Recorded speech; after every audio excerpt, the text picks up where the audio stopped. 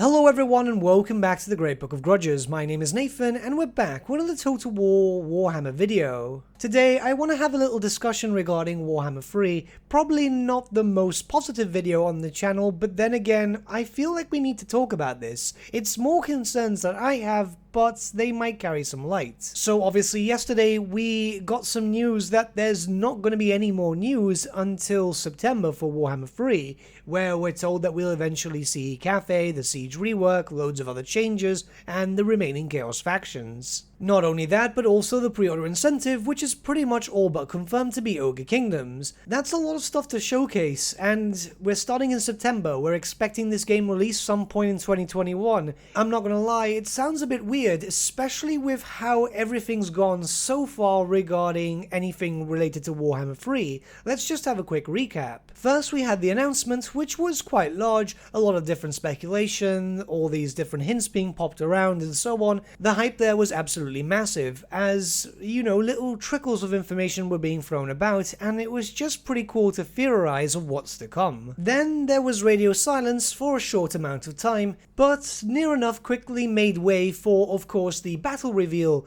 the Battle of the Brass Citadel, where creators such as myself were able to play as the Kislevite forces versus the forces of Khorne. There was a decent amount of talking about that because obviously a lot of new mechanics had been shown off, some new units and so on. It was a lot of stuff.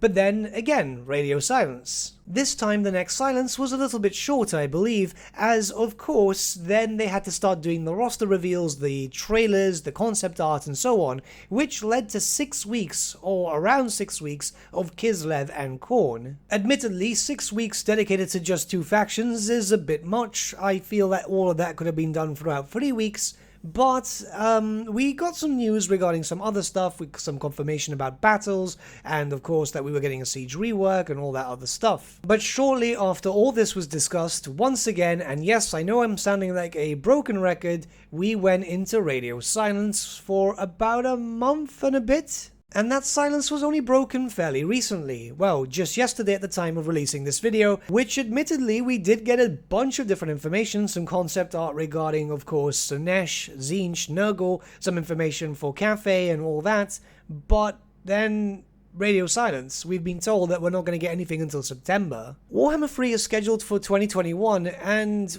as far as I can see it, realistically speaking, I don't know if that's going to happen anymore. Yes, I know a bunch of my peers had spoken about their concerns revolving around this before, though I must admit that I was still fairly positive, and now not so much. Because then we have to take into account a lot of different things. Okay, so say September rolls over. There clearly can't be 6 weeks dedicated to 2 factions once again, it's impossible. And, well, not only that, if they're doing just the showcases and the trailer showcases and all that, well, what about the gameplay? There's loads of different in-game mechanics and new changes that they've spoken about. Creative Assembly will have to eventually showcase that properly in real time, and I'm assuming they'll allow some content creators such as myself to be able to do that too.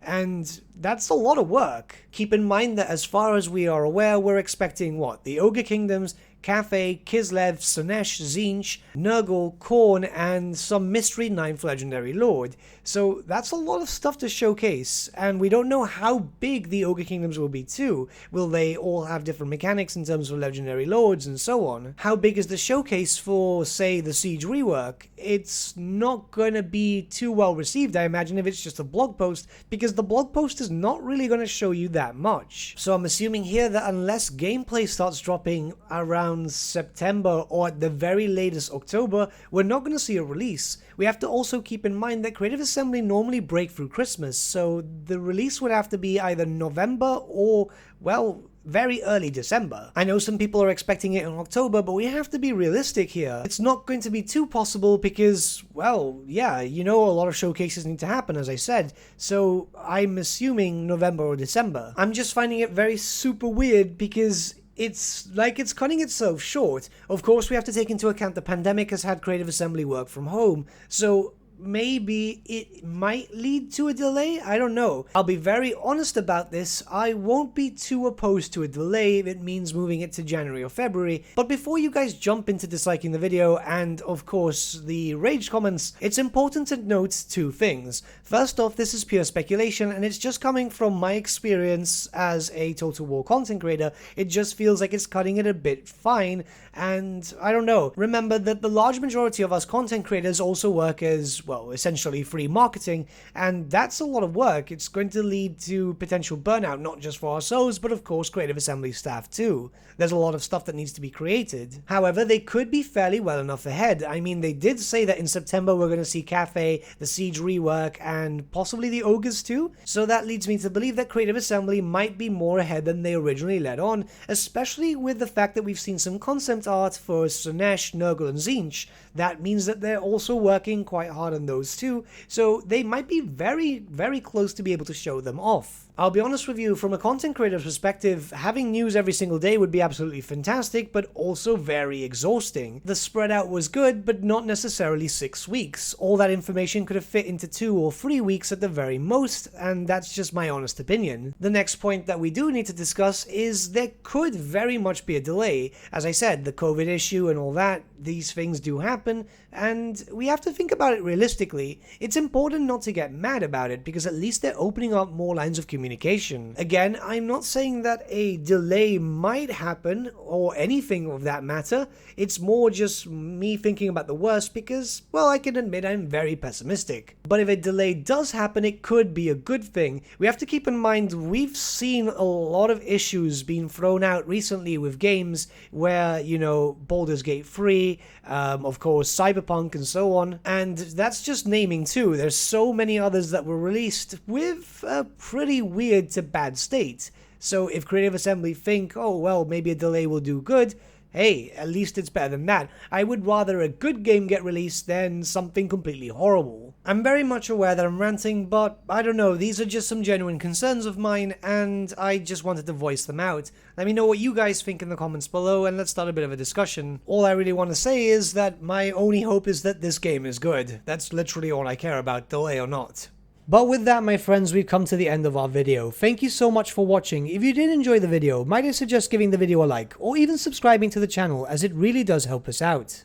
In the description section below are various links to different social media platforms such as Facebook, Instagram, and Discord. Also in the description section is an affiliate link with Element Games where you could buy loads of hobby-based products, not just Warhammer, for 10 to 25% off. Making a purchase using that link and also our special code, which is also in the description, supports the channel at no extra cost to you, which we think is rather cool. A big thank you to our patrons. Your support means the world to us. It's amazing that people want to help a small channel like us grow and get to a higher level of content. A big thank you to Gibraltar LUSC, Ryan Bertsche, Andrew Prince, and Okro for subscribing to us at our Fane level. You guys are super cool. And a big thank you to Edward Yule, VS Vasan, Aaron Whitman, and Shaggy for subscribing to us at our King level. Honestly, we can't thank you all enough. And lastly, a big thank you to all of you for liking, sharing, and commenting on these videos. Honestly, it's because of you guys that the channel has been growing at such a great pace lately, so we can't thank you all enough. But with that, my friends, thank you so much for watching once again, and we shall see you all again very, very soon. Have a good day.